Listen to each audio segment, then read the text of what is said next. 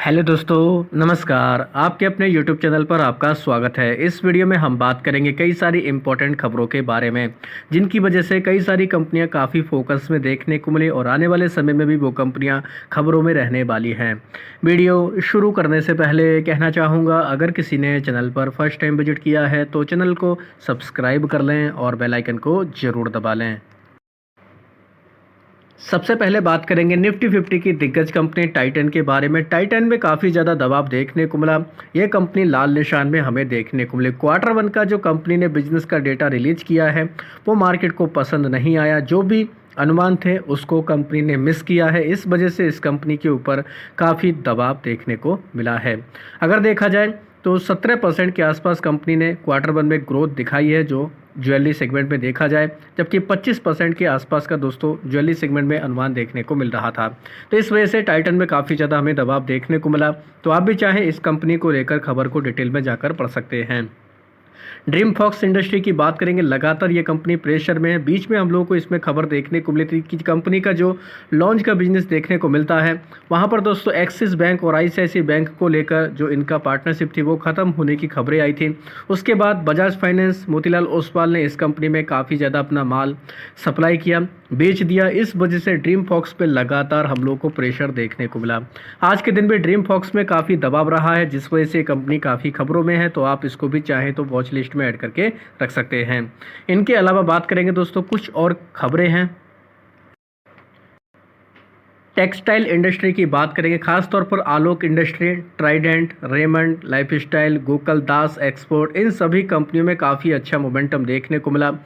और ये जितनी भी कंपनियां हैं इस वजह से फोकस में देखने को मिले, क्योंकि यूएस यानी कि डोनाल्ड ट्रंप की तरफ से 35% का टैरिफ लगाया गया बांग्लादेश में। और बांग्लादेश में सबसे ज़्यादा बिजनेस हमें टेक्सटाइल का ही देखने को मिलता है। इसका डायरेक्टली और इनडायरेक्टली फ़ायदा दोस्तों भारतीय कंपनियों को देखने को मिल जाएगा। तो इस वजह से आलोक इंडस्ट्री, ट्राइडेंट, रेमंड जैसी कंपनियों में काफ़ी अच्छा मोमेंटम देखने को मिला। तो ज़रूर आप चाहें ये जो लेटेस्ट खबरें हैं इनको भी डिटेल में पढ़ सकते हैं। बात करेंगे मार्केट इंफ्रा वाली कंपनियों के बारे में, खासतौर पर बीएसई, सीडीएसएल, एंजल वन जैसी कंपनियों में काफ़ी ज़्यादा हमें दबाव देखने को मिला। बीच में जो खबर आई थी कि जेन स्टेटमेंट ने की तरफ से जो फर्जीवाड़ा किया गया, उसके बाद से सेबी की लगातार सख्ती बढ़ती जा रही है। इस वजह से ये कंपनियां प्रेशर में हैं। खबर आ रही है कि सेबी दोस्तों ऑप्शन ट्रेडिंग पर लगाम लगाने वाला है। और इसकी वजह से क्या होगा दोस्तों, जितने भी वॉल्यूम देखने को मिलते हैं वो हम लोग को घटकर आते हुए देखने को मिलेंगे। जो ताज़ा खबर देखने को मिल रही है सोर्सेज के मुताबिक कि सेबी के बोर्ड ने ऑप्शन और कैश एक्सपोजर को लिंक करने पर विचार करने की बातें की हैं। यानी कि इसका मतलब ये है कि ऑप्शन ट्रेडिंग में जो अभी लिवरेज मिलता है, यानी कि जो उधार में जो लोग ट्रेडिंग करते हैं, उसको कैश मार्केट की पोजीशन से लिंक कर दिया जाएगा। इससे क्या होगा दोस्तों, कैश मार्केट में जितना पैसा लोग लगाएंगे उतने ही अनुपात में वो ऑप्शन ट्रेडिंग कर सकेंगे। तो इससे क्या होगा दोस्तों, एक्सपर्ट का मानना है कि मार्केट में लिक्विडिटी तो बढ़ जाएगी, लेकिन ऑप्शन सेगमेंट में लिक्विडिटी कम हो जाएगी। तो इससे क्या होगा, अभी हाल फिलहाल में जो हम लोग को बीएसई का वॉल्यूम काफ़ी बढ़ते हुए देखने को मिला था, इसी वजह से बीएसई में लगातार रैली देखने को मिली थी। इसमें हम लोगों को दोस्तों थोड़ा सा प्रेशर देखने को मिल जाएगा। हालांकि एनएसई के ऊपर भी इसका असर पड़ेगा, लेकिन एनएसई तो बाजार में नहीं है, केवल बीएसई है। इस वजह से बीएसई के ऊपर सबसे ज़्यादा प्रेशर है। हालांकि देखा जाए दोस्तों, हम लोग को एंजल वन में भी दबाव देखने को मिला। बाकी और भी जो कंपनियां जो ब्रोकिंग से रिलेटेड काम करती हैं, अगर देखा जाए 361 में इसमें भी काफ़ी दबाव रहा। सीडीएसएल ऑलरेडी ज़्यादा प्रेशर में, हालांकि निचले लेवल से इन कंपनियों में हम लोगों को थोड़ी बहुत रिकवरी भी देखने को मिली है।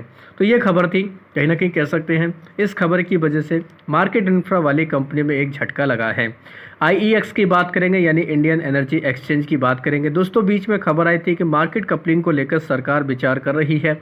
अब खबर देखने को मिल रही है, हालांकि रिपोर्ट्स के मुताबिक खबर है, ऑफिशियल न्यूज़ नहीं है, कि आईईएक्स को लेकर जो मार्केट कपलिंग को लेकर जो खबरें थी, फिलहाल उस पर दोस्तों अभी किसी भी कह सकते हैं नतीजे पर सरकार नहीं पहुंची है। यानी कि अभी ये डिले हो सकता है। तो जब तक ये डिले होगा तब तक आईईएक्स को इसका फ़ायदा होगा। इस वजह से ये कंपनी भी काफ़ी हम लोग को खबरों में देखने को मिल रही है। रेलवे से जुड़ी हुई कंपनी रेलटेल, इसकी बात करेंगे। रेलटेल को 97 करोड़ रुपए का वर्क ऑर्डर मिला है एक सेंट्रल वेयर हाउसिंग कॉरपोरेशन की तरफ से ये इनको ऑर्डर मिला, तो ये कंपनी भी इस न्यूज़ की वजह से काफ़ी खबरों में देखने को मिली। साथ ही बात करेंगे दोस्तों सेंसिस टेक के बारे में। इस कंपनी को भी 115 करोड़ रुपए का MMRDA की तरफ से ऑर्डर मिला है, इस वजह से ये कंपनी भी काफ़ी ज़्यादा खबरों में देखने को मिली। बात करेंगे HAL के बारे में, यानी कि हिंदुस्तान एरोनॉटिक्स लिमिटेड के बारे में। JP मॉर्गन की तरफ से इस कंपनी को लेकर एक खबर आई है और खबर काफ़ी पॉजिटिव है, जिस वजह से कह सकते हैं HAL ये कंपनी भी काफ़ी खबरों में रहेगी, तो आप इसको भी चाहें तो खबर को डिटेल में पढ़ सकते हैं।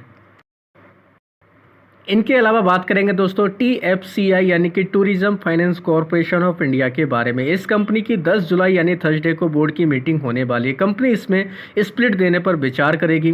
10 रुपये की फेस वैल्यू वाली फिलहाल ये कंपनी है, तो दोस्तों बोर्ड की मीटिंग में ये तय किया जाएगा कि किस रेशो में स्प्लिट होगा, तो इस वजह से ये कंपनी भी अब हम लोग को फोकस में देखने को मिलने वाली है। तो tourism finance corporation of India, इसको भी चाहें तो आप डिटेल में जाकर पढ़ सकते हैं, ये भी काफ़ी इंपॉर्टेंट कंपनी हमें देखने को मिल जाती है।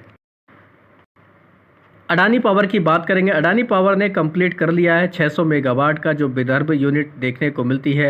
इसकी वजह से अब अडानी पावर की जो कैपेसिटी 18,150 मेगावाट तक पहुंच चुकी है। इससे पहले दोस्तों हम लोग को कई भी सारी और भी खबरें देखने को मिली थी, जो कहीं ना कहीं कह सकते हैं अडानी पावर के लिए काफ़ी इंपॉर्टेंट खबर है। ये जो हमें टोटल डील देखने को मिली दोस्तों, 4,000 करोड़ रुपए में ये टोटल डील हुई है, तो इसकी वजह से अडानी पावर अभी और भी ज़्यादा कंपनी फोकस में देखने को मिल जाएगी। कंपनी का मानना है कि इसका जो ऑपरेशनल कैपेसिटी है 2030 तक 30,670 मेगावाट होने का इन्होंने टारगेट भी रखा है, तो ये भी काफ़ी ज़्यादा चौंकाने वाले अपडेट्स हैं। इनके अलावा बात करेंगे दोस्तों MP की तरफ से कुछ अनाउंसमेंट देखने को मिले हैं, जिनमें Mazagon dock shipbuilder, solar industry, Siemens energy, इन कंपनियों को लार्ज कैप की कैटेगरी में रखा गया है। और मजगान डॉक को लेकर सोर्सेज के मुताबिक एक खबर और आ रही है कि 3 वेसल्स बनाने को लेकर इस कंपनी को ऑर्डर मिल सकता है। लगभग 15,000 करोड़ रुपए तक की हम लोग को डील देखने को मिल सकती है। हालांकि अभी तक कोई ऑफिशियल अनाउंसमेंट नहीं है दोस्तों, ये भी रिपोर्ट्स के मुताबिक खबर है। तो मजगान डॉक शिपबिल्डर में इस वजह से हम लोग को क्लोजिंग के वक्त काफ़ी अच्छा मोमेंटम देखने को मिला, और ये MP की तरफ से जो अनाउंसमेंट हुआ है इसका भी डायरेक्टली और इनडायरेक्टली आने वाले समय में इस कंपनी के ऊपर इम्पैक्ट पड़ सकता है। इसके अलावा MP की लिस्ट में और भी कई सारी कंपनी जैसे HAL, भारत इलेक्ट्रॉनिक्स, ये भी दोस्तों हम लोग को लार्ज कैप की कैटेगरी में देखने को मिल रही है। तो काफ़ी इंपॉर्टेंट अपडेट है। आप चाहते हैं अगर इस पर डिटेल वीडियो आए तो कमेंट सेक्शन में बता सकते हैं कि इस कैटेगरी में इन कंपनियों के आने से कितना बेनिफिट इनको होगा, और काफ़ी लंबी लिस्ट भी ये देखने को मिल रही है। इनके अलावा बात करेंगे ट्रेंट के बारे में। ट्रेंट ने जब से अपने Q1 के बिजनेस का अपडेट दिया, जिसमें 20% की रेवेन्यू ग्रोथ को लेकर दोस्तों कंपनी ने अनाउंसमेंट किया, तब से ट्रेंट में लगातार प्रेशर है, क्योंकि दोस्तों कंपनी की जो AGM देखने को मिली थी उसमें खुद कंपनी ने 25% की ग्रोथ का अनुमान दिया था और आया 20% के आसपास। हालांकि पिछले 5 साल में कंपनी की 35% की CAGR देखने को मिली। 35% का दोस्तों का अनुमान दिया इन्होंने 25% और आया 20%, तो तब से लगातार ट्रेंड में हम लोगों को दबाव देखने को मिल रहा है। आज भी ट्रेंड में काफ़ी ज़्यादा प्रेशर देखने को मिला।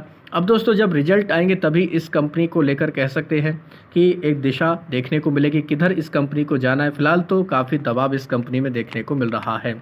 तो दोस्तों ये थी कुछ खबरें जिनकी वजह से ये कंपनी काफ़ी फोकस में देखने को मिली, तो आप भी चाहें इनको डिटेल में जाकर पढ़ सकते हैं। तो आशा करता हूँ दोस्तों आपको ये वीडियो अच्छा लगा होगा। वीडियो अगर पसंद आया तो चैनल को सब्सक्राइब कर लें, बेल आइकन को दबा लें, ज़्यादा से ज़्यादा लोगों में शेयर करें। धन्यवाद दोस्तों, बाय बाय।